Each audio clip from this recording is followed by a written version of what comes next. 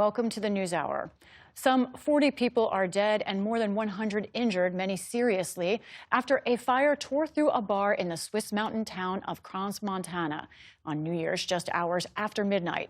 Authorities have ruled out a terror attack, but the cause of the fire is still under investigation as the Swiss face a devastating scene.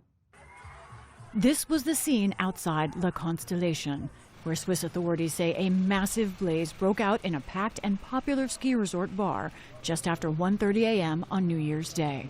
There were people screaming, and then people lying on the ground, probably dead.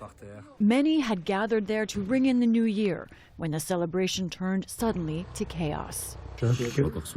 I'm still in shock. I can't comprehend what happened. I saw people being resuscitated. I saw people completely burned. I saw people dying. Today, as investigators combed through the rubble, officials said it will take days to identify all of the victims and that it is still too early to determine the cause of the fire. But officials say flames likely triggered a sudden backdraft explosion. Eyewitnesses described a rush of people trying to escape a basement bar through a narrow bottleneck at the top of a staircase. The first stairs are pretty easy to get through since they're wide and all that. But after that, there's a small door where everyone was pushing, and so we all fell. We were piled on top of each other. Some people were burning, and some were dead next to us.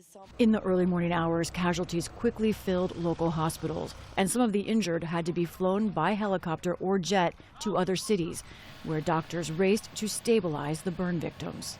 Those who were there described a desperate scene. I saw people pushing each other, falling down the stairs in a frenzy to escape. Some were being trampled, and I know that some couldn't get out and unfortunately died inside. Only adding to the sense of tragedy, most of the victims were young people. Swiss President Guy Parmelin called it one of the worst disasters in his country's history. The events that took place in this public establishment last night constitute a disaster of unprecedented and horrifying scale. Behind these numbers are faces, names, families, destinies brutally cut short or forever shattered. This morning, as a procession of vans made their way toward the scene of the blaze to transport bodies, the small town was still in shock. Residents and first responders alike are struggling with hard questions and simple disbelief. Hey, just a minute before you move on. I want to say thank you for watching and for supporting us. It's you, all of our viewers, our readers, and our listeners who make everything that we do possible. So thank you from everyone here at PBS News. Support journalism you trust. Support PBS News.